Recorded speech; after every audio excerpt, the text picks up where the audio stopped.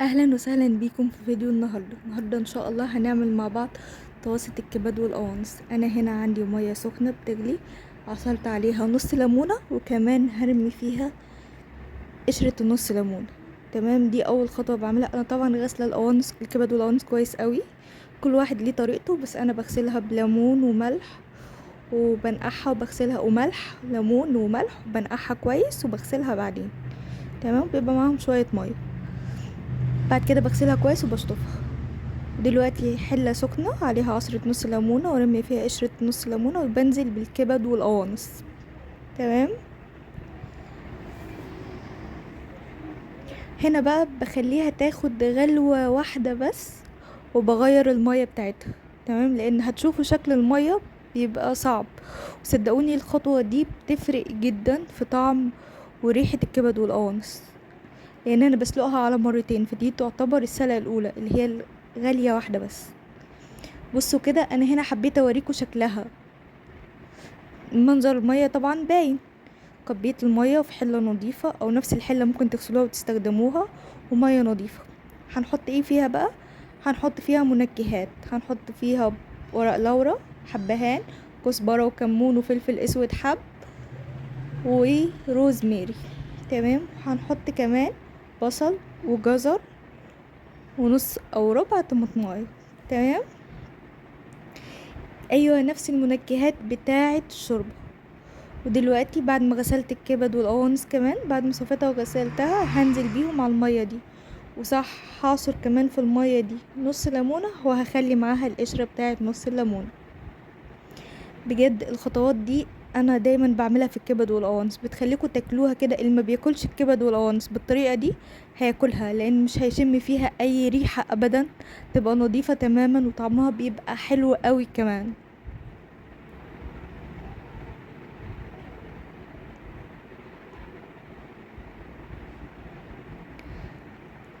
عصرت نص ليمونة وهنزل دلوقتي بالقشرة بتاعتها، وهحط الكبد والقوانص يتسلقوا.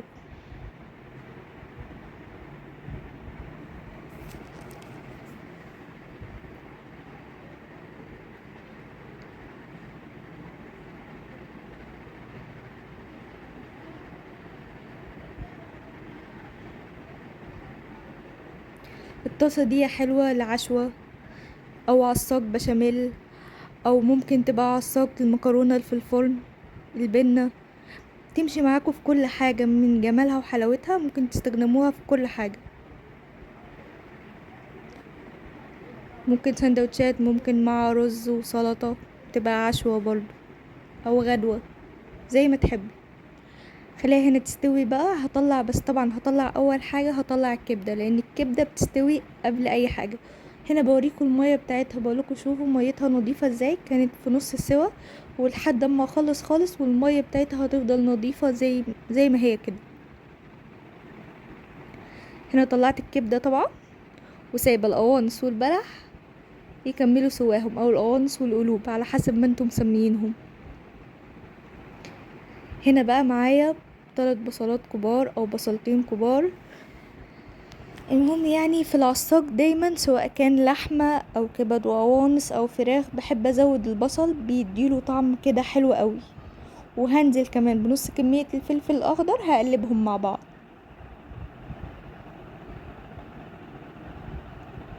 ليهم تقليبة حلوة كده مع بعض.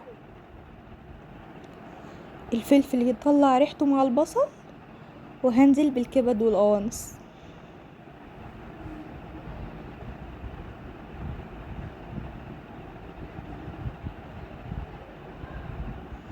جماعة هنا لما نزلت بالكبد والقوانص حطيت كزبرة ناشفة مطحونة، وكمون مطحون، وفلفل اسود، بس للأسف الكاميرا مصورتش، وملح طبعا. بس بجد ما استخدمتش اي بهارات غير دي، وطلعت تحفة. اصل الحاجات دي بحسها مش محتاجة بهارات كتير. هنا معلقة توم كبيرة نزلت بيها في نص الطاسة، وهشوحها مع بعضها كده الاول شوية، وبعدين هقلبها مع الكبد والقوانص. ما تستغربوش الكمية بتاعة التوم، هي معلقة كبيرة بس بجد بتدي طعم حلو. لو لا حابين تقللوا قللوا عادي.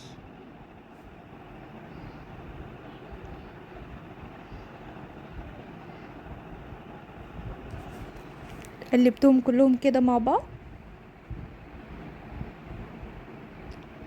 لحد هنا. مع عصرة ليمونة وبقت جاهزة معاكي. بس انا عن نفسي بحب اضيف لها كمان حاجة تانية هتشوفوها دلوقتي.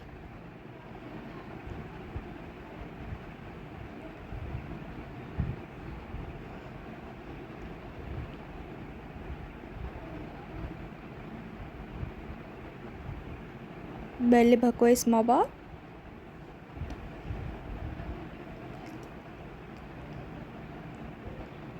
وهنزل دلوقتي بطماطمايه، طماطمايه واحدة بس، مش اكتر من كده. طماطمايه كبيرة او 2 صغيرين.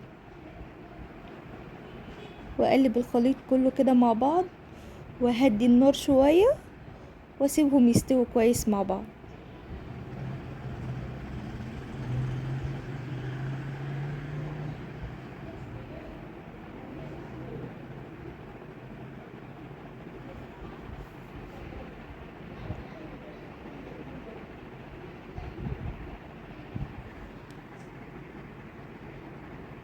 شايفين كده لما الطماطم استوت؟ هنزل بايه بقى؟ هنزل ببقية الفلفل الاخضر. معايا فلفل اخضر حلو وحراق. تمام. قرنين كبار فلفل اخضر وقرن فلفل اخضر حراق.